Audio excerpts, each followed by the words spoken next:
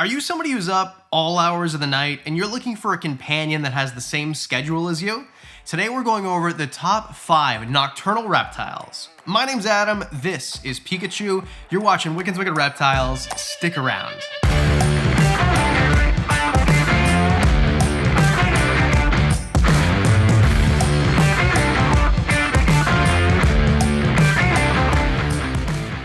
Just before we get started, a shout out to Squarespace for sponsoring today's video. Now, if you've been watching the channel for any length of time, you've seen my friend Pikachu. I love ball pythons because they're out at night, and I'm often up at night. That's when I do all the servicing of my enclosures. It's when I feed most of my animals, the nocturnal ones anyway.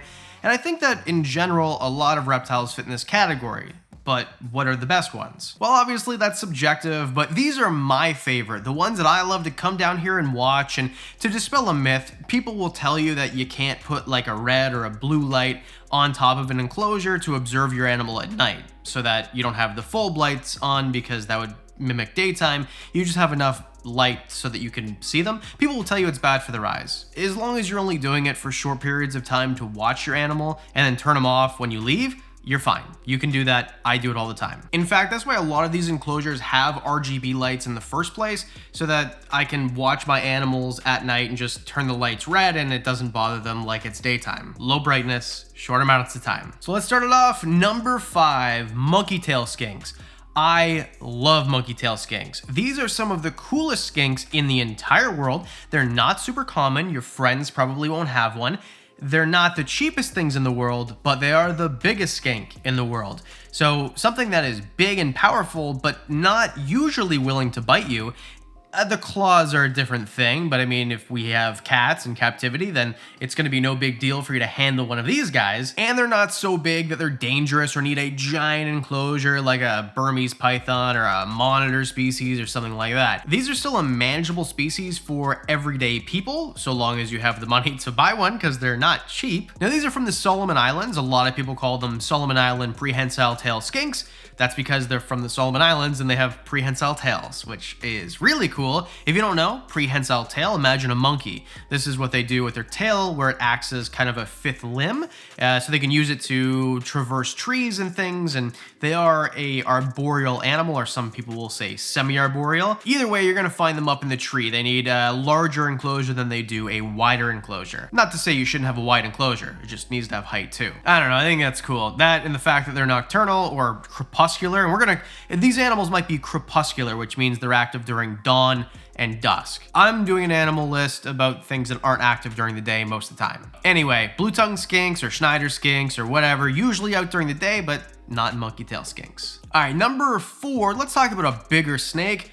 Boas. I'm talking about BIs and BCs, so boa imperators and boa constrictors, Central and South American boas. Now, everybody knows what a boa is. These are a pretty large snake in terms of snakes that everyday people can have. Generally one of the larger snakes that doesn't have too many bylaws or are illegal in many places, which makes them a great animal. They're somewhat predictable, they're easy to handle, they are big enough that they generally aren't dangerous most of the time, unless you get crazy outliers, which of course can happen. Sometimes you get an animal that's much larger than the species is in general, and with this, boas can sometimes get, especially the BCs, the true red tails, like 10 to 14 feet.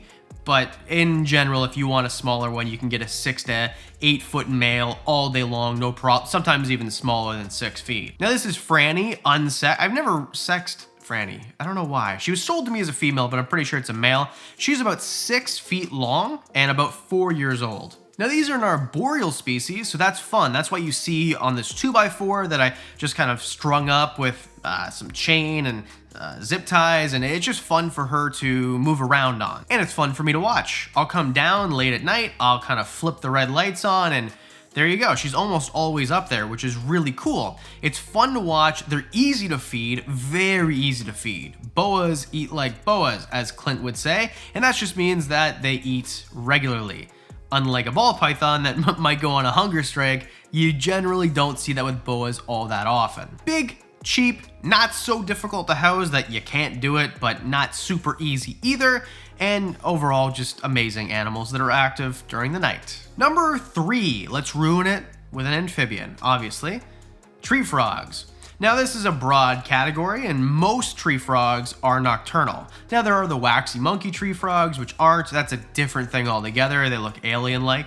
So cool. But I've got a few different ones in my collection. American green tree frog, dumpy tree frog, otherwise known as White's tree frog or Australian tree frog. I've got Amazon milk frogs as well. Those are kind of my favorite ones, I think. Just simply because they make a crazy call. I wish I could get more audio of it. It's super interesting.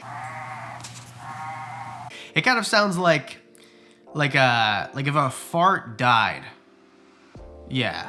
And a lot of the times, these animals can cohab well. Now, obviously do your research, because you're not gonna care for an American green tree frog the same way that you would a fringed leaf frog, or something like that, which in my opinion is probably the most beautiful tree frog in the entire world. So do your research. I just mean in general, most of them are out at night. They're gonna be calling at night if you get animals that do call. Some do and some don't. No tree frog is so big that it would be a danger to you because of their size, and most of them are easily housed as well. So even if you get a big one, like even like a White's tree frog is pretty big, you could house that in an 18 by 18 by 24 all day long. Do you want to see a care guide on various tree frogs? Hit a like, and I'll make one. Now, tree frogs obviously are arboreal. I don't think there's exceptions here. Correct me if I'm wrong, but I don't think so. If you find something like a red-eye tree frog, which is technically a leaf frog, not a tree frog, but anyway, that's a different thing. Or if you find a Amazon milk frog or whatever, these are going to be up higher up off the ground, almost always. Now, one of the fringe leaf frogs that we got to find in Costa Rica, we were looking up in the canopy, we were calling to it for 2 hours, finally found it just low enough that we could photograph it. So they're never going to be on the ground, most likely. Most commonly, they won't be on the ground. Now, obviously, there are exceptions, and this doesn't mean that you're never going to see your animal on the ground. I'm just saying, do your research, but most of these are going to need a taller enclosure than a wide enclosure. And as far as I know, all of them are insectivores or carnivores anyway, so you're going to feed them things like crickets and things like that. Again, can't think of off the top of my head anything that's not. They're mostly insectivores, the more common ones. Number 2, New Caledonian geckos. Now this could mean crested geckos, it could mean Leachianus, you get the picture, right? There's 4 major common ones, right? Cresteds, gargoyles, chahuas, Leachianus. There are other ones from New Caledonia too, but those are the 4 I'm talking about because they're common, they're easy to find, they're not super expensive, unless it's a Leachianus, which are super expensive. My point is, they're gonna be active at night. Last week, we did a whole video about New Caledonian geckos, about crested geckos and why they suck. Spoiler alert, they don't actually suck. I was just projecting what people tell me about crested geckos, which is not true. They're amazing. Crested geckos are awesome, but they're active at night. Now, all of these animals do eat prepared diets, things like a Repashy, Pangea, whatever your brand is that you want to use. So basically a powder that you buy, you put into a cup, put some water, mix it around. That's it. You feed your gecko just like that. And then most of these species will eat insects also to supplement their diet. Now, obviously, do your research. I'm not saying that, oh, Leachianus will only, do your research. I'm just blanket statementing here. But if you do want a care guide for crested geckos, got one for you. Right here or wherever it shows up. And in my opinion, you can't go wrong no matter which one of these you want. It's just varying in size, colors, morphs, things like that, right?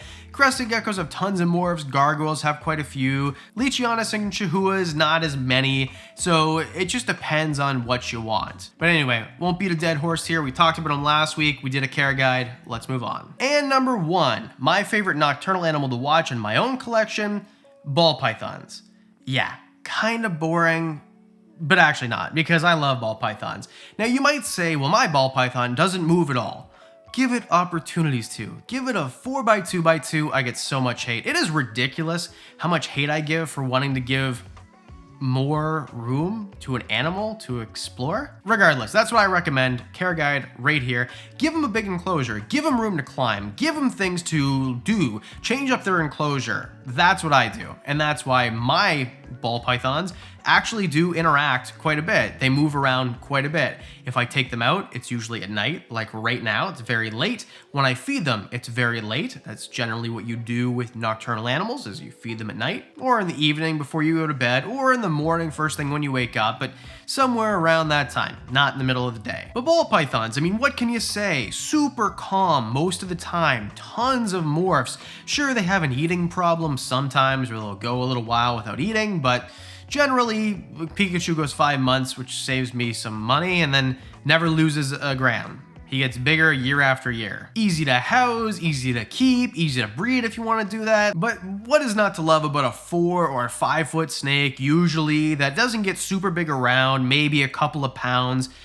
They're amazing. And there's one of every color under the sun, basically. Now, I really like the ones that have yellows in them. Just personally, I think yellow snakes are beautiful. But if you want a white one, if you want a black one, if you want some that even have purples in them, you can have those all in a ball python package. I mean, so that's it. Like, how much more do you want to know? Like, there's a whole caveat about ball pythons, right? These are the most common snake, in my opinion, probably. Maybe corn snakes rival them, but they are so common. There's so much information. I highly recommend one to you if you want a placid snake to just hang out with, like this. That isn't scary, but is impressive. And the sponsor of today's video is awesome, Squarespace. Squarespace gives people a beautiful and power online platform to share whatever it is that they do. If you're a musician, if you own a business, if you're a YouTuber, I use Squarespace for my own websites. This platform allows you to easily create whatever website that you want to. If you want to start from scratch or use one of their many templates like I did, it is super easy, doesn't take a ton of time, and something I would definitely recommend. Connect with your audience and generate revenue through gated members-only content. Manage your members, send email communications, and leverage audience insights, all in one really easy-to-use platform. So go to squarespace.com for a free trial, and when you're ready to launch, use code WickensWicked to get 10% off your first website purchase or domain. So there you go. Thank you very much for watching this video. I really appreciate it. Hit like and subscribe if you want to see more videos like this one. As always, a special thank you to the Patreon. You guys are amazing. The Patreon supporters get discounts on the merch, videos early, you get extra content, you know about things going on in the reptile room, all sorts of extra behind the scenes stuff that isn't normally on the channel. And for as little as $1 a month, you can be part of the Patreon club too. I think that's it. Oh, there's a heat warning. My camera's about to turn off. Because I do videos twice a week, that means I'll see you on Thursday. Or Monday. It'll be Monday. Did I mess them both up this week?